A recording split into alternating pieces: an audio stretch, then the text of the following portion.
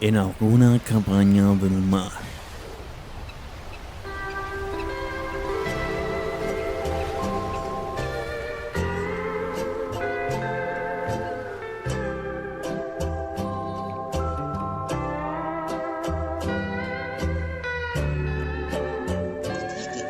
¿Necesitan más talla? Yo creo que lo que necesitan es comer menos, ¿ya? Se los digo con todo mi amor. Hagan un ayuno intermitente. Genial, me voy a quedar soltero de por vida. Gracias, Cecilia Boloco. Al menos tengo guata y no me comí almorándano. Ay, ¿quién me interrumpe en mi cabaña? ¡Alga! Nico, ¿qué cresta hace acá? En medio de mi sentencia. Sí, claro, tu sentencia. Por supuesto que te fuiste de vacaciones indefinidas y solo usas la Maldonado como mera excusa para no poder subir contenido. Como los capítulos que aún no subes a Spotify, ¿cierto? Cállate. Aún así, ¿cómo mierda es posible de que este canal aún tenga seguidores? Sí, son los fans de Mago. Por supuesto que son los fans de Mago. En fin, es hora de hacer cosas por la vida. Pero si les vendí el canal, yo me quedo descansando mientras ustedes hacen el contenido y me cuelo de vez en cuando en los lives. En eso habíamos quedado. Exacto, nos vendiste el canal y ahora por eso te vamos a forzar a hacer contenido de nuevo. Pero Nico, ¿sabéis que hace tiempo que no hago esas cosas? Sí, pero pucha, seamos honestos. No hay tiempo suficiente para poder hacer un podcast de 10 horas hablando de lo mejor del año. Y se vienen las fiestas, o sea que seguramente estaremos en coma etílico para fin de año. Así que, ¿por qué no hacemos esto en forma de video de lo mejor del año? Oye, eso está interesante, pero... Oh, no. Sería aburrido hablar solo de lo mejor del año, así que... Ahí se me fue el aire de positividad.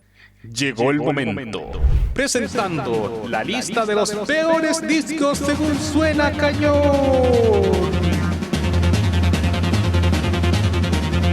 ¿En serio quieres hablar de lo peor del año? Sí, le tenemos que dar comida al algoritmo YouTube. Justo, pero la lista la hacemos los dos, ¿ah? Ok, total fue tu idea. En fin, comencemos. Número 10. Imagine Dragons, Mercury Actos 1 y 2.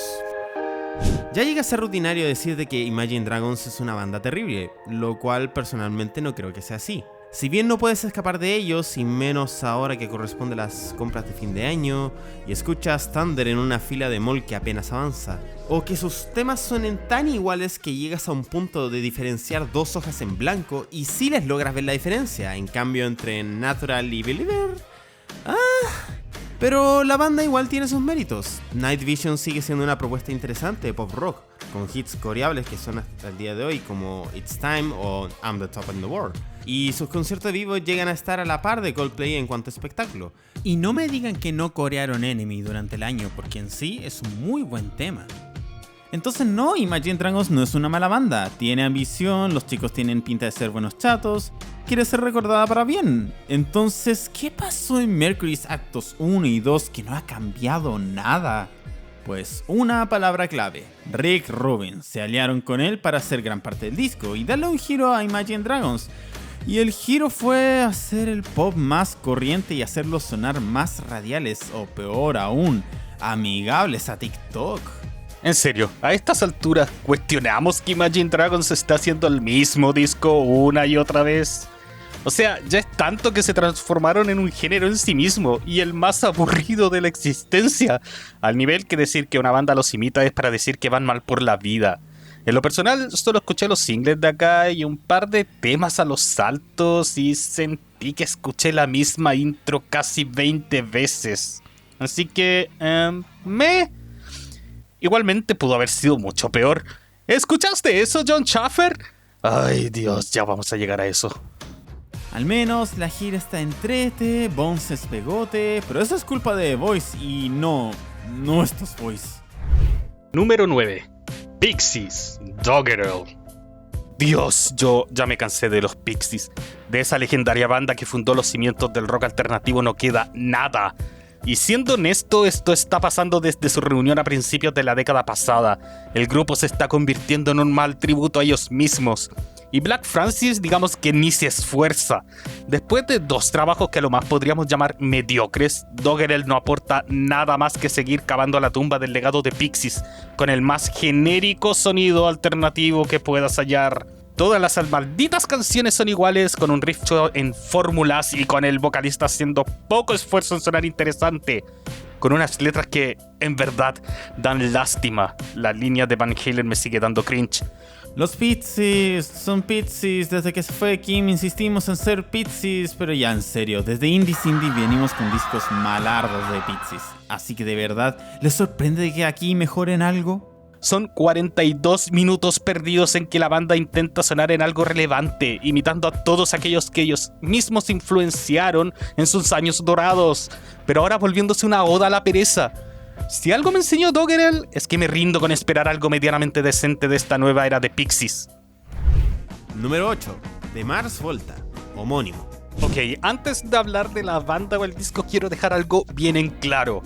El rock progresivo ha tenido casos emblemáticos en que sus representantes han tomado elementos pop para dejar atrás los arreglos complejos.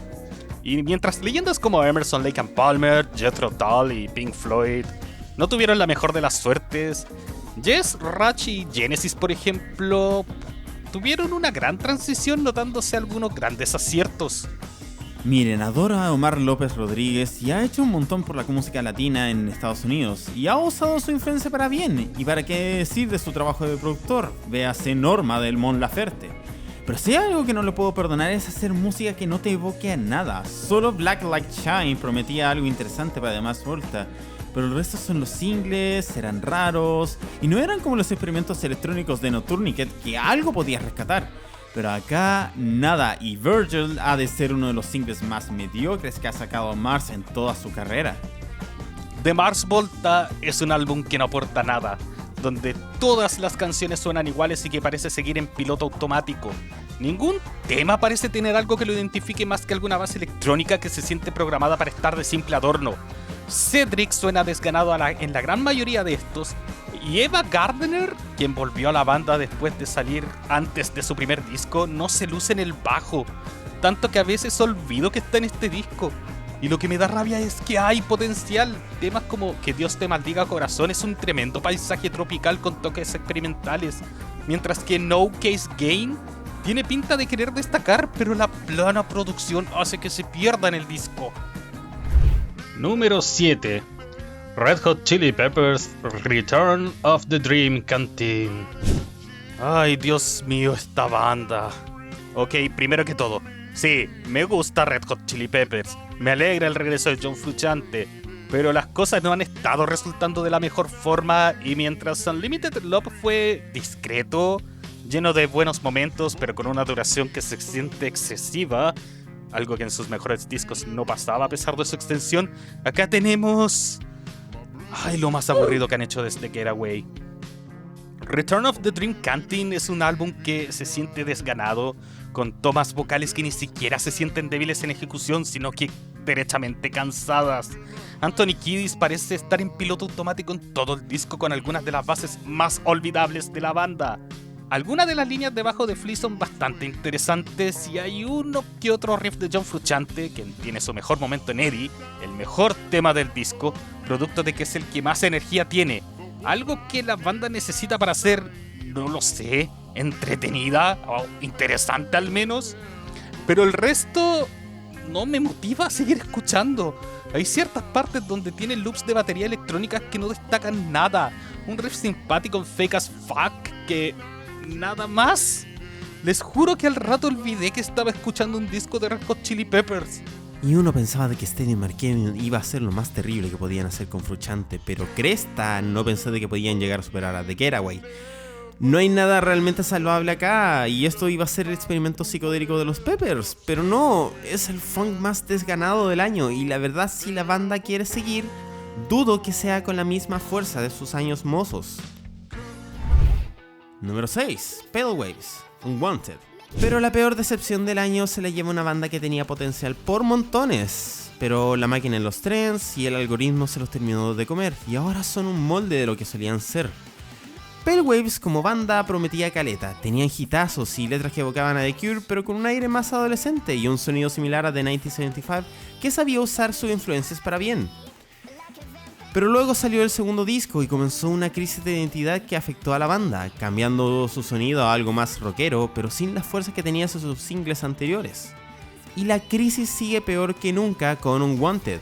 Luego de que la banda se dio cuenta de lo popular que ha sido el regreso del pop punk, gracias Travis Barker y Olivia Rodrigo, la banda sigue esta ruta, pero con temas muy olvidables, melodías que están al borde de una parodia, y lo único que piensas es, ¿habré puesto el soundtrack de Carcú por accidente? ¿Saben qué es lo peor? Es que hay algo con más cariño y bien hecho en esta vibra, la del pop punk. Habría resultado muchísimo mejor, pero acá no hay nada. La producción es plana, los temas insípidos y la performance vocal parece sacada de una versión poco seria del Yo Soy y con su peor participante de Avril Lavigne que puedas imaginar. Bueno, basta. Pale Waves y su Unwanted fue una decepción que duele a más no poder. Si ellos se rindieron en intentarlo, yo de verdad me rindo en seguirlos. Número 5. Panic! At the Disco. Viva Las Vengeance. Querido Brendan Urie, a pesar de que eres la peor diva de la secundaria, aún así te admiro. Tienes un gusto por el espectáculo, vistes bien, tienes intenciones de ser la gran estrella de rock. Y desde que mataste a Panic! At the Disco para que sea tu marca propia, no me puedo enojar. Death of a Bachelor es uno de los mejores discos pop de la década pasada. Y pensé inocentemente de que las cosas iban bien para Panic! Pero fui un gil. Con Pray for the Wicked dejaste tu identidad, te convertiste en Adam Levine por unos años y ahora con Viva Las Vengeance no entiendo qué intentaste hacer. Volviste a las raíces rock, pero sin la inspiración y creatividad del género y con el sonido de batería más apagado que he escuchado en este año. Tu voz suena peor que nunca, sobre todo en Sad Clown y el peor tributo de Ramones en la existencia. Dead Kennedys, no lo sé. Intentaste ser punk, pero terminaste como esos músicos de mala muerte que se encuentran en los bares. Además, ¿qué manera es aprovechar a Jake Sinclair? Viva Las Vengeance es una vergüenza. O sea, no tiene dirección, no tiene un tema central que una todo al disco. Y por sobre todo demuestra que Brendan no tiene idea de qué hacer con el nombre de la banda. Sí, lo sé, estamos muy lejos de los tiempos de sus dos primeros álbumes, pero ni siquiera en sus trabajos como Death of Bachelor se notaba tan perdido. Así que sí, estamos ante lo peor que se ha hecho bajo la marca de Panic! At the Disco. Número 4. Interpol, The Other Side of Make Believe. Ay, Dios mío santo, ¿qué le pasó a esta banda? Cuando Interpol lanzó Turn On the Bright Lights allá por el 2002, todos hablaban sobre el maravilloso grupo liderado por Paul Banks, yo entre ellos, y cómo iban a ser parte de esa gran nueva camada que alimentaría tanto al indie como al resurgimiento del post-punk. Y obvio, si estábamos ante uno de los mejores discos de la década de los 2000. Y a 20 años de aquello nos entregan The Other Side of Make Believe, por lejos el disco más aburrido, sin pasión y en piloto automático que la banda ha hecho en toda su maldita carrera. Y lo que más rabia da es que aquí hay gente talentosa involucrada. Flood produjo este disco y todos sabemos su fama en algunas de las grabaciones más destacadas de la historia, llámese Violator o The Depeche Mode, por dar un ejemplo. Y Alan Moulder actuó como ingeniero. Es ilógico que sonaran tan aburridos y aún así lo hacen. Paul Banks se olvidó de interpretar algo impensable. Incluso en sus temas más apáticos de la era dorada había un dejo de desgarro, pero a la vez un sentimiento. Acá suena como si estuviera leyendo las letras e intentando cantar. El trabajo de guitarras a veces se destaca, pero después de un rato se cansa de escuchar las mismas notas tocadas una y otra vez, el mismo riff bajado o subido de escala, la misma fórmula. Sam Fogarino es el único que parece entusiasmado acá, y es que Flood le mete caña a su batería de gran forma, siendo quien más suena en el disco. No puedo creer de que la banda que hizo canciones tan vivas y potentes como lo son Slow Hands o Everything Is Wrong está haciendo los temas más desganados de su carrera. Y si bien Paul Banks tiene dedos para el piano, pero no puedo evitar pensar de que los hermanos Dessner hacen una pega 10 veces mejor de que lo que él intenta. Si Flood no pudo sacar la banda adelante, entonces ¿qué queda para Interpol? Lo peor es que además de sonar todo tan flácido, la parte lírica no nos acompaña. Tony intenta hacer una historia atrapante, pero se queda a medio camino gracias a la producción, y Something Is Change es somnífero a cagar. De verdad lo intento, pero Interpol sigue este camino sin salida para seguir su carrera. Número 3. ¿Quién mandó a Drake a hacer 2 discos este año? ¿Se acuerdan de Drake? O mejor dicho, ¿se acuerdan cuando Drake era un peso pesado en el hip hop? ¿Se acuerdan cuando estaba por sobre Lil Wayne en su propia discográfica y a la par de Jay-Z y Kanye en cuanto a los ídolos del rap? ¿Se acuerdan de la máquina de hits que tenía con Nice for What, One Dance, entre otros? Y ahora, después de plantear estas preguntas, les vuelvo a formular. ¿Se acuerdan que él sacó 2 discos este año? ¿Se acuerdan de después del Clonazepam que lanzó el año pasado, lanzó otro más potente, con las bases de house más blandas del género que hasta mi Dendy Nintendo hace temas con más energía? ¿Se acuerdan de las letras coquetas de Drake, que en realidad suenan como tu tío dando la hora en la fiesta de fin de año de tu familia?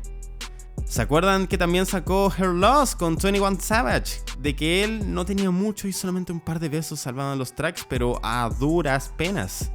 ¿Se acuerdan de esa horrible línea dedicada a Megan Thee Stallion que intenta defender a un criminal suelto? ¿Y se acuerdan de la promoción creativa de este último?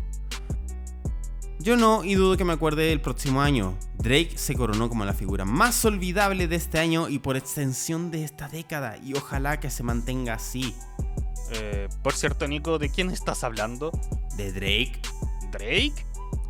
¿Francis Drake el pirata? ¿El villano del ojo del gato? ¿Cómo me acuerdo de esa serie?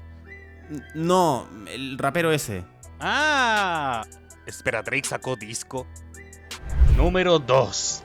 Iced Earth, A Narrative Soundscape.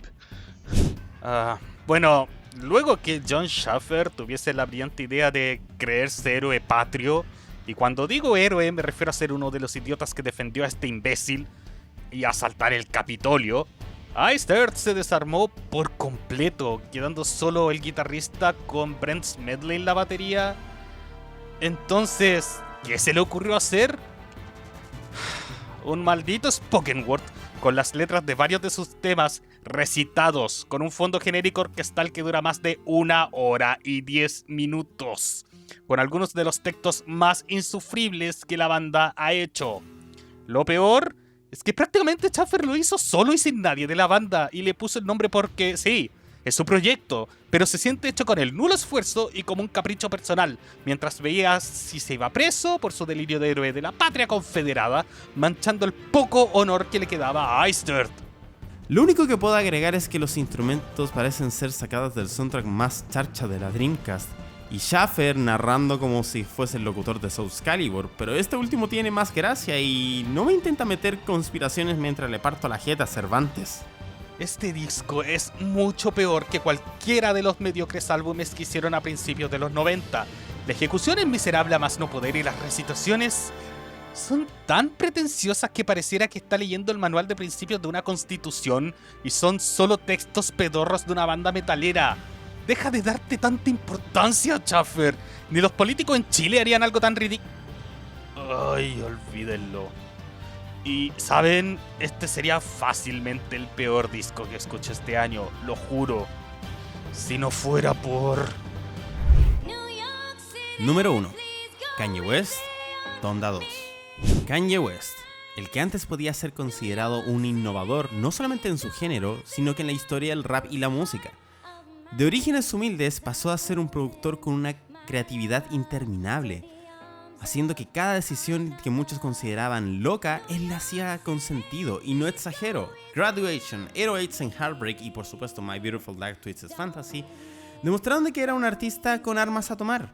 Pero con el paso de los años y la decadencia de su persona y su cultura por choquear a las masas, le pasó la cuenta. ¿Saben? Una señal preocupante de los últimos lanzamientos eran su maldita costumbre de tomar sus redes sociales para lanzar insultos a cualquiera que osara siquiera decir su nombre. Y a excepción quizás de Donda el año pasado, las cosas que estaba sacando después de cada rant tuitero era equivalente al discurso de niño edgy queriendo ser cool.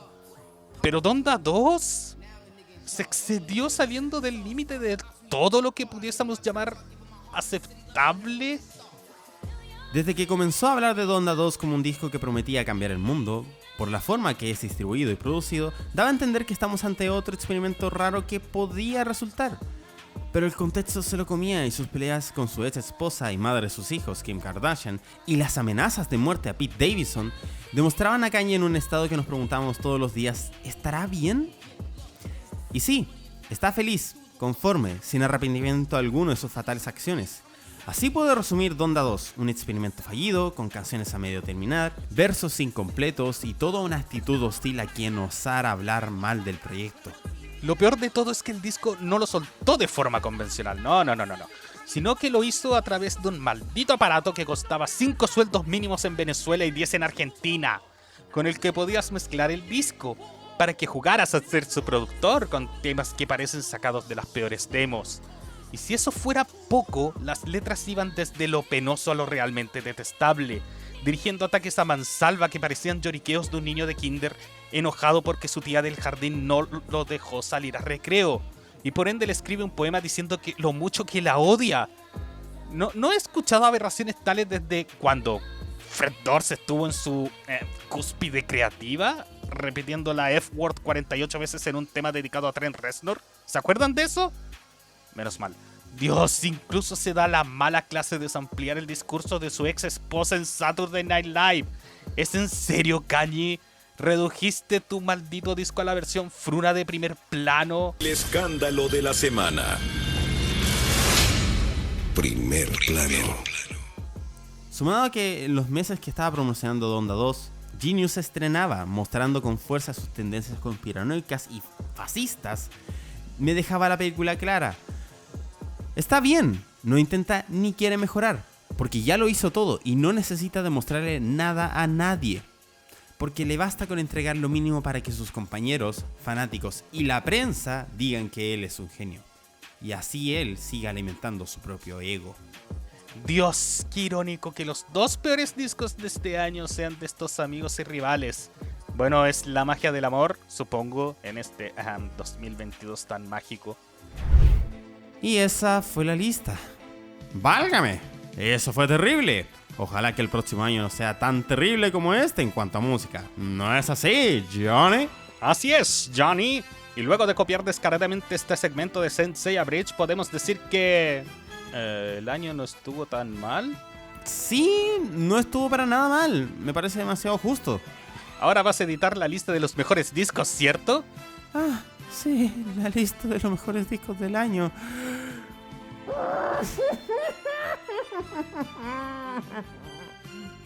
Creo que alguien no lo está pasando bien, ¿no es cierto, Johnny? No lo sé, Johnny. Oye, Alga, ¿en serio vamos a cerrar copiándole PBZ?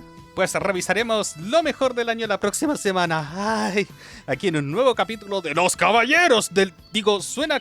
Digo, bailando... ¡Ah, váyanse!